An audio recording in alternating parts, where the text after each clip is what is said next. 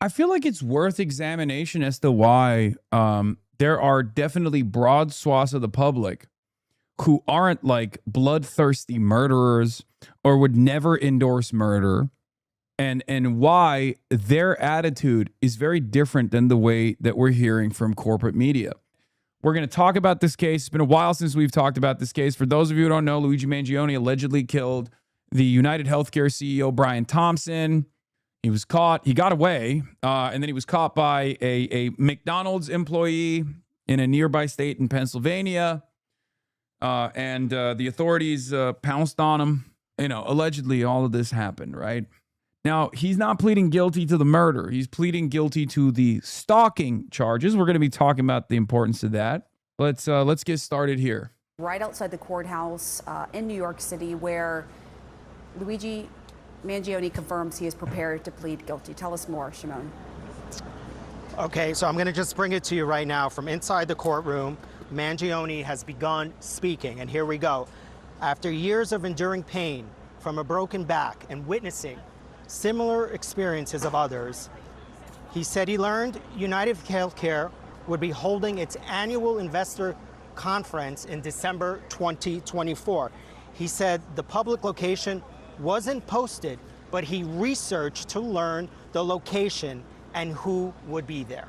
This is him now in court speaking to the judge in this allocution. This is the part for the judge to decide whether or not she is going to accept this plea. And he's now describing in his own words how he was stalking United CEO Healthcare Brian Thompson, saying that he learned of where he was going to be, and that after years of enduring pain from a broken back and witnessing similar experiences of others, he researched where Brian Thompson would be at an investor conference in Manhattan in 2024. Brian Thompson's family seated, Pamela, in the front row. They are crying, is what our reporter, Kara Scannell, is telling us. What a moment for that family to come face to face. It breaks my heart because they have been so silent and they have not said anything throughout this whole ordeal. And to see their loved one to be murdered in this way, and now the man responsible for it standing up in court, for them will be excuses. And none of this is going to make sense. To hear him explain why he did what he did. And we have heard this from Luigi Mangione before during the investigation of this, where he was having issues with his back. But for this family to sit there and listen to this, and he's now, here we go, Pam, again, he says to the judge, I shot Mr. Thompson and he died. Wow. He concluded by saying, Wait, oh, he did? Luigi Mangione pleaded guilty today. One of the things he said, I emailed United Healthcare's leadership posing as an investor managing $58 billion. Unlike my other experiences with the company, I was contacted back within 1 hour. I knew what I was doing was illegal. Again, I shot Mr. Thompson and he died. I knew what I was doing was illegal. That family is...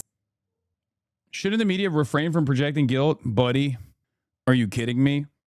Part of the reason why, here's the thing. Part of the reason why the media immediately took on this issue is because it's a high-profile assassination, right? It's a high-profile assassination of a CEO.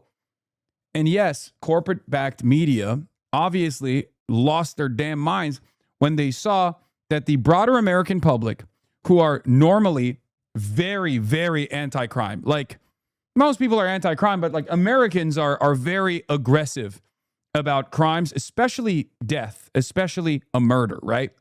When they see a murder take place in broad daylight, Americans usually are like, oh yeah, kill the guy, right? Kill the guy back. That's the normal draconian attitude that most Americans have. This time it was different. Before they even knew who the victim was, Americans knew what that person's job was, right?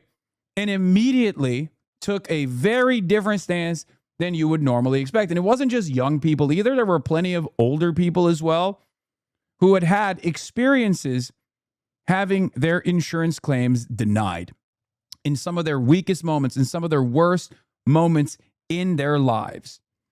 Okay? So they associated that. They associated the victim with the pain that they had felt. Okay? They associated the person who was killed in broad daylight with the social murder of the system. They associated that with their own pain of their loved ones in their last days, in their final moments, wasting away, calling up insurance companies to try to get them to pay for this medical process, right? They associated it with the medical bankruptcies that they've experienced. So from their perspective, this was a very different story. Normally, Americans, when they see a murder in broad daylight, they think of themselves as the victim. But this time, they thought of themselves as being victimized by the person who was the victim. Now, again, analysis is not endorsement. Before people freak out over this, I'm not endorsing what allegedly Luigi Mangione did. I'm simply telling you what the reaction was. Okay? You have to remember that. Brian Thompson was the CEO when the company boasted record profits the same year they abruptly canceled my gender-affirming surgery. So in this case, Brian Thompson personally wronged me. Yeah, everyone has a story like that. Everyone has a story like that, right? And remember, United Healthcare actually had windfall record high profits that year because they had also started deploying artificial intelligence to do these claim denials. And because AI was not very good and therefore very good for the purpose of claim denial because it wasn't accurate, they were capable of denying far more than other competitive healthcare providers like private for-profit insurance companies. There's a real story of pain behind every insurance claim being denied. There's a real family behind it. There's real struggle behind it. It's a systemic form of violence. So obviously, especially in corporate media, people don't recognize it as such. But it was such a strange phenomena that even someone like Elizabeth Warren went on television and was like, look, this is a heinous crime. But the reality of the matter is, like, a lot of people are suffering. A lot more people are suffering all around the country because of the healthcare system that we have. Sitting in that courtroom listening to this. Wow. Again, he admits now, in his own words, to stalking Brian Thompson. He says that in November of 2024, that he traveled, Luigi Mangione telling the judge, I traveled from outside of New York State to Manhattan. So he came from outside of New York. I emailed United Healthcare leadership. Wow. So this don't think I've heard this. I don't remember ever hearing this. I then emailed United Healthcare leadership, Luigi Mangione saying that he emailed United Healthcare leadership posing as an investor at a firm managing over $15 billion in assets and requested information about the conference. Wow. Unlike my previous interactions with insurers, he received an immediate response within an hour. And that is how he learned where Brian Thompson would be on the morning he would execute him. I wanted to see this case in front of a jury because I really, really wanted to see how a jury would react to this. A lot of people were like, this is open and shut, right? But there was so much misconduct from the prosecutor's side. There was so much high-profile misconduct from attorneys general. Like, this was a defense attorney's dream high-profile case, by the way. Just judging by the way that they reacted, judging by the way that they operated, where it was, guilty until proven innocent, basically, from the start. Yeah, Eric Adams made him do the perp walk, not prep walk. It was going to be a real interesting case. I think they're going to fight the state case, get jury nullification. This is what you mean by social murder in action, Dear affecting not hospitals, just the This is patient. what the other side of the line looks like. This is my sister Michelle. She can't walk because you guys messed up 24 years ago. We don't mind waking up at 6 a.m. to take care of her before ourselves. We don't even mind carrying her down 5 flights of stairs when the elevator breaks. But the one thing we can't stand are the pieces of paper you keep sending us. The ones with no context. Prices pulled from your inflated charge master, billing errors, charges for things that we never received. Most importantly, it's the time you've stolen from us. Most people don't realize it, but Nothing I can do. that one sentence makes you billions of dollars a year. Your job gets easier every time we don't apply for financial assistance. And your margins, they go up every time we believe a bill isn't negotiable. So if you won't tell Americans, I will. So until you pick up, we'll keep saying, Dear hospitals. Wealthiest country on the planet, wealthiest country to have ever existed in history. And this is how we treat one another. This is a byproduct of the system, and systemic harm is oftentimes invisible, but it's not invisible when you're living through it. For the individual, it is very visible. It's a constant reminder. It's a very important part of this family's lives. I can't understand it. I don't understand how others don't understand it, because this is such a universal point of pain that even rich people struggle with it. Even rich people have issues with it. It was remarkable seeing CEOs and small business owners on LinkedIn writing underneath Brian Thompson's post like, "You piece of shit." It was crazy. It's crazy. I get it. It's a multi-billion-dollar industry, and it's good for the GDP and stuff, right? It's a very powerful industry that spends a good deal of money lobbying Congress, right?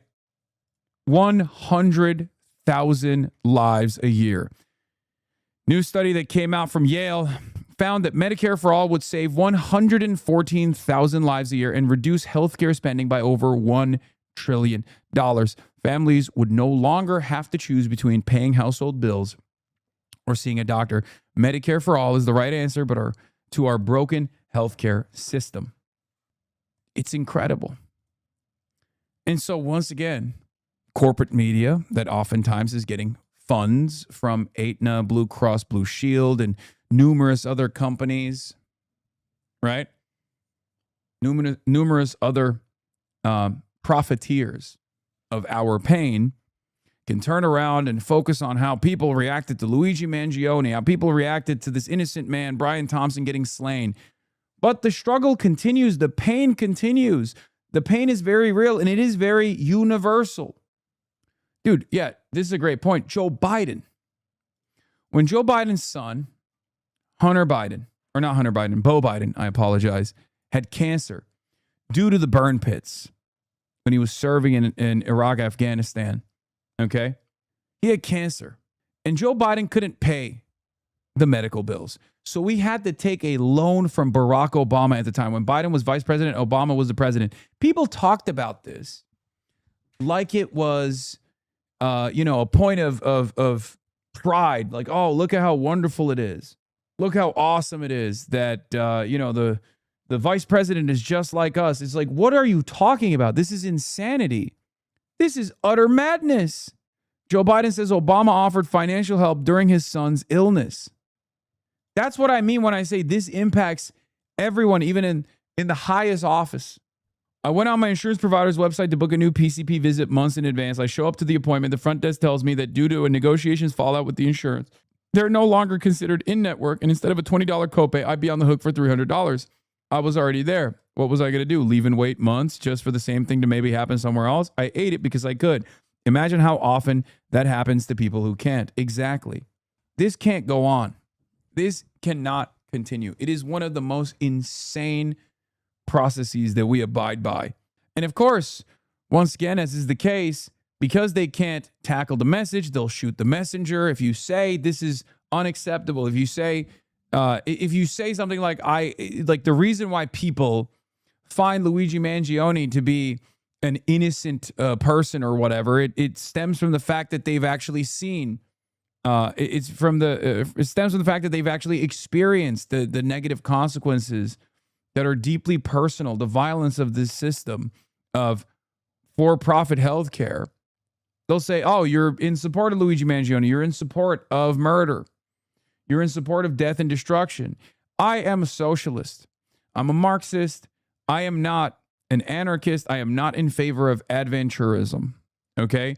Adventurism oftentimes has a very negative reaction. I'm not a believer in the propaganda of the deed. Okay? I oppose adventurism. I am in favor of diligent organizing, militant organizing, changing the structural forms of violence by consistently pushing against them. That's what I believe. That's my theory of change, right? You are not a Marxist. Okay, thank you, Ashashin. 1, 2, 3, 4, 5, 6. I know. You're the real Marxist. Okay? So this really even highlights more. I have not heard that either, Pam. This is new information, and obviously this all came up during the NYPD and the FBI's investigation when they were probably going through his computer and his phone and his email. But this is just so striking that he emailed, this is how long he had been planning this. And this tells you his frame of mind, that he emailed United Healthcare leadership saying, posing as a $15 billion manager of an investment fund to learn where he was. I just want to go to Ariva on some of this information coming out of the courtroom today from Luigi Mangione. For the first time, I'm learning, and Jamon said he hadn't heard it as well, that Luigi Mangione posed as an investor with a firm and just reached out via email to the insurance company and then received a response within an hour. And that is what helped lead him to Brian Thompson, where he said, I shot him and he died. I knew what I did was illegal. Wow, Ariva. Yeah, that's a shocking detail, Pam. I remember early on when this case came to light, when all of the publicity, we had all the reports, and I just remember the people who were supporting Mangione, who were glorifying what he did, who were making him out to be some kind of martyr. And it was really sickening at that time. And now to hear the deception involved, how he found out about that meeting which was otherwise not a public meeting, that individuals who had not been invited wouldn't have even had access to that CEO. And he used, he posed as this manager of this large fund to get that information and then to stalk Brian Thompson, to show up at that meeting, to shoot him in broad daylight on a street in Manhattan, just makes the nature of this crime even more heinous. And I just hope all those people who somehow thought that this was an act of courage now understand what a heinous act of cowardness this was. Again, my heart goes out to the family that had to hear this, but hopefully this begins some kind of... To the public who aren't like bloodthirsty murderers or would never endorse murder, and why their attitude is very different than the way that we're hearing from corporate media. Like, is it not worth an examination at all? Is it not worth an examination at all? Because they would do this for anything else. You know what I mean? The media loves when there's like a fascinating, fascinating aspect of like a serial killer. They'll cover endlessly, the Charles Manson supporters and like try to figure out why people love Charles Manson, because that's not dangerous. That's not dangerous to the pre-existing hierarchies. Okay? Because that's a one-off, right? That's a one-off. This, on the other hand, points to a broad systemic crisis. So, of course, there's no conversation about why so many people don't actually feel this way, right?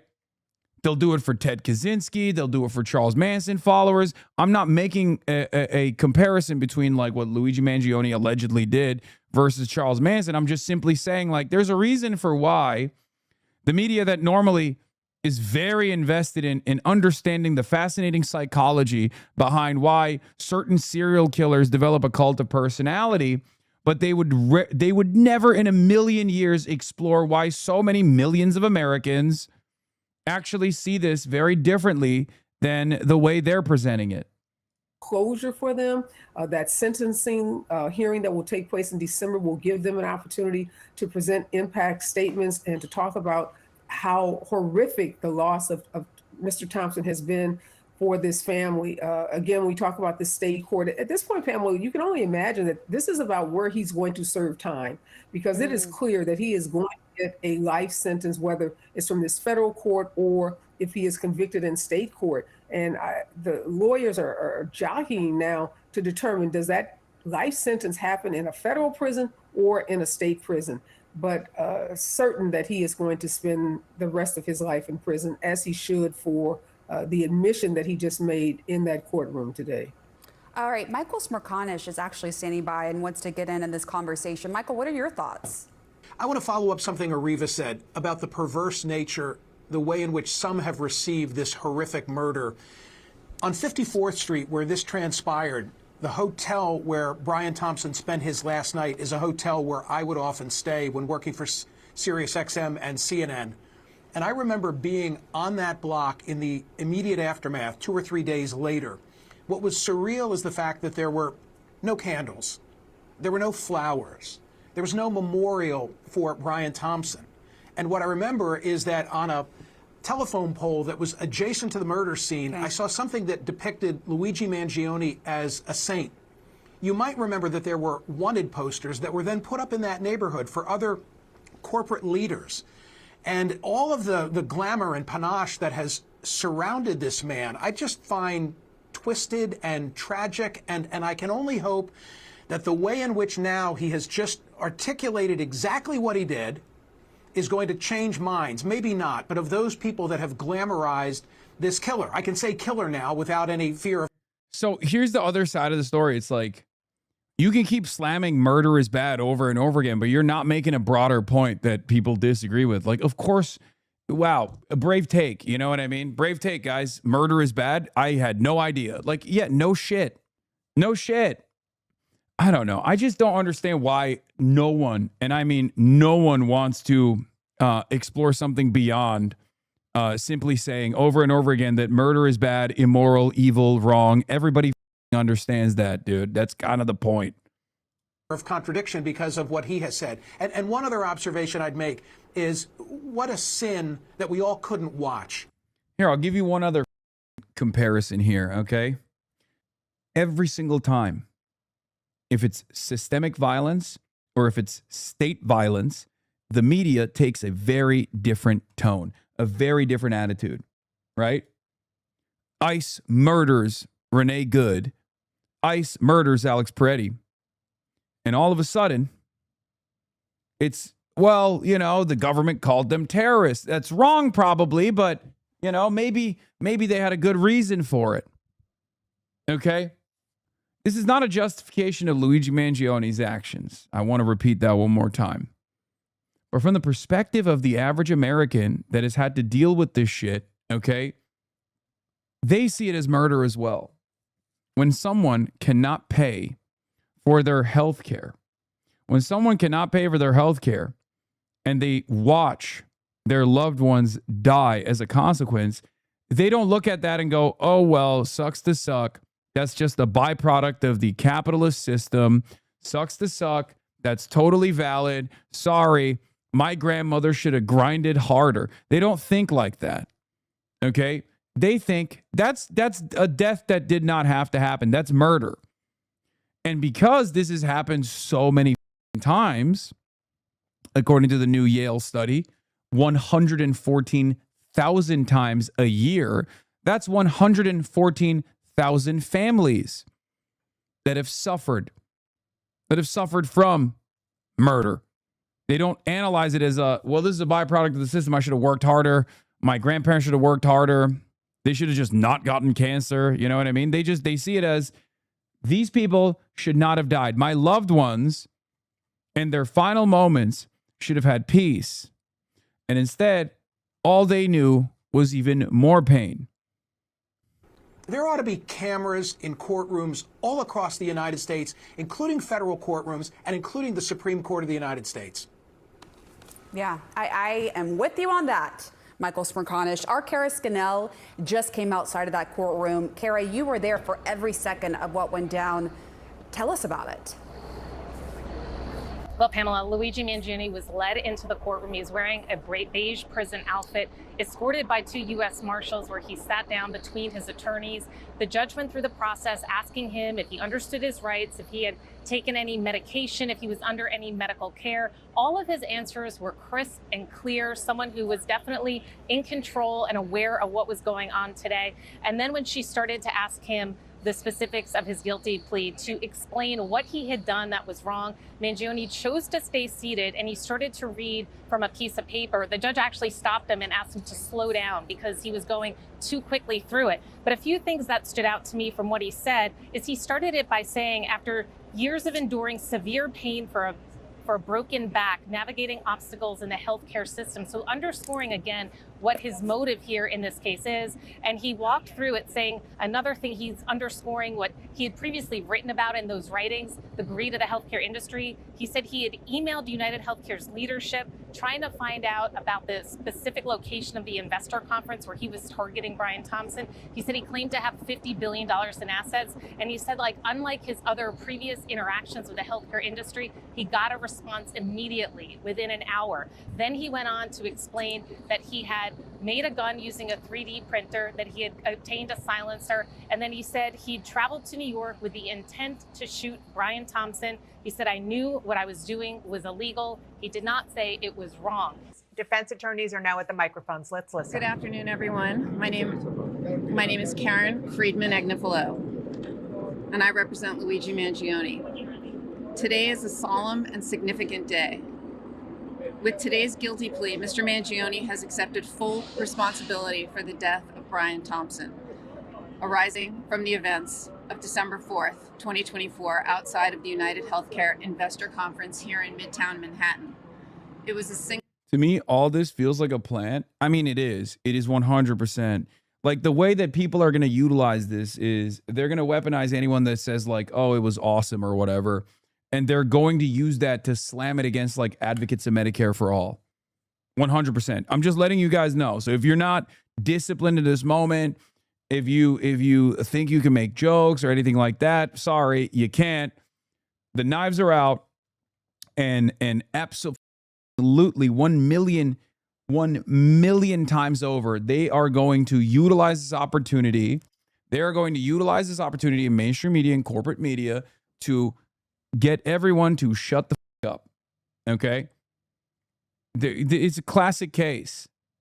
It's a classic case. You are not allowed to say anything about this beyond murder is bad and wrong. Everybody understands that reality, by the way, but, you know, it doesn't even matter. They will present you as pro-murder, pro-death, pro-destruction. You want to kill all the capitalists, blah, blah, blah, blah, blah, whatever the fuck they can get. Okay? So you just have to, you have to be very careful with how you communicate around this issue. They are probably already, there's probably clippers in here already that are actively looking to see what they can clip out of context and then tie back to be like, oh, Hasan Piker endorses this action. Hasan Piker loves this action. What do all the people who have campaigned with Hasan Piker have to say about that, you know?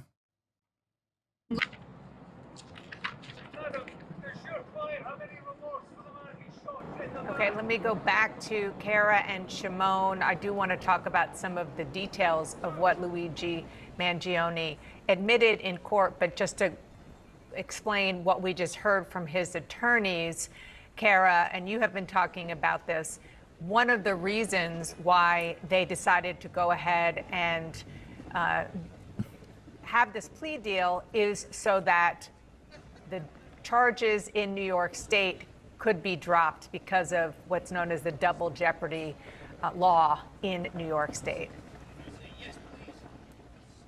That's right, Dana. That was one of the objectives today by Luigi Mangione's team. He was being charged both federally and in state court, and the state trial was set to begin on September 8th. But under New York's double jeopardy law, someone can't be prosecuted for the same crime twice. So that is why we saw this quick, fast-moving plea deal being reached just a few days after the final pretrial conference earlier this week, leading to Mangione pleading guilty. Now, as you heard his lawyers say, they filed a motion to get the state charges dismissed. The state prosecution has not responded to that yet, although throughout this entire case, they have been saying that they think they did the legwork on this, they did the investigation, They caught Mangione and they wanted to bring this case to justice. So we will wait and see what their reaction is going to be in court. We can expect them to probably try to fight this. It will be up to the judge overseeing the state case to make that decision, and then sides could appeal. But it does look like the state trial set for September 8th will likely be delayed as this is all figured out. But these are still a lot of moving targets, Dana. Okay, so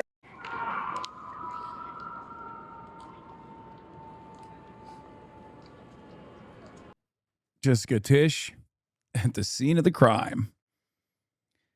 That is the police commissioner, Police Commish Tisch.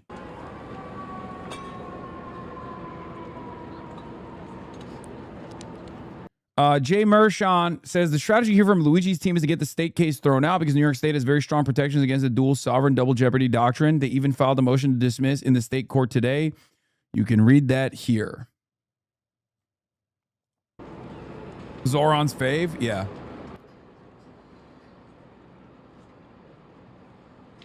Good afternoon. I mean, that literally, it's just, they make it seem as though this was a byproduct of good police work, but like they literally couldn't catch him. He got away. It was a McDonald's employee in a different state. A McDonald's employee in a different state that was like, wait, isn't that the guy, Luigi Mangione? That's it. That's literally it. So the idea that like, the idea that they and their diligent police work is what was responsible for capturing Luigi Mangione, I'm sorry. That's a little bit crazy. An extraordinary volume of it's kind of wild that and digital evidence. It's also kind of wild that the person who snitched didn't even get the best name. I'm sorry, James Barnacle. Okay, Officer Barnacle. What's next? Oh, we got John Plankton coming up right after. I think the other reason why obviously this is such a high profile case is because of his status, right? And therefore they have to really stress over and over again, like, you know, this is, don't even get any thoughts. Like, cause like, obviously when a poor person gets slaughtered in the streets, they don't close Manhattan, right? Like they don't do a 10-day search or anything like that. I mean, they're still incompetent all the same, whether it's a poor person or a rich person that gets killed. But there's a reason why they were in a panic state after this, and they created like a CEO hotline. I don't know if you guys remember, but there's also a similar reason as to why the government came down pretty aggressively against like people who were even remotely sympathetic or came across as sympathetic to Luigi Mangione and like insurance denial calls. Like there was the case with that woman in Florida that straight up, I think, is going to prison. Like the point of this is to be like, don't even think about it, right? Like that's why they're so aggressively posturing here. I, for one, find it rather interesting, rather strange that, you know, did they drop her charges? I thought that she was actually getting penalties. Yeah, they straight up created a crisis hotline for CEOs at the time. Kathy Hochul did. New York State officials are considering creating a special hotline exclusively for CEOs to report perceived threats. I mean, I myself am, of course, a CEO, and I get death threats with regular frequency. I would like to report them, but they just seemingly don't care. It was a very, very interesting time because I think like some of the companies very quickly stopped. I mean, their approvals went up. Like their insurance claim approvals went up instantly after this. Once again, I'm not an advocate of the propaganda of the deed. Hasan, check out the replies under your X post from today. Which one? When someone says X post, I'm always a little disturbed by that. It's like when someone doesn't use Twitter and says X post, I'm like, that's strange. New York, led by Jamie McDonald. Be sure to like and subscribe for all the That is insane. Oh my God, dude. I don't know how to deal with the concept of Florida. He got me healthcare back. Healthcare randomly decided I wasn't disabled anymore. Went in person. Security told us to leave. Called from the parking lot and gave them every paper we were missing. Got it back after 8 months without.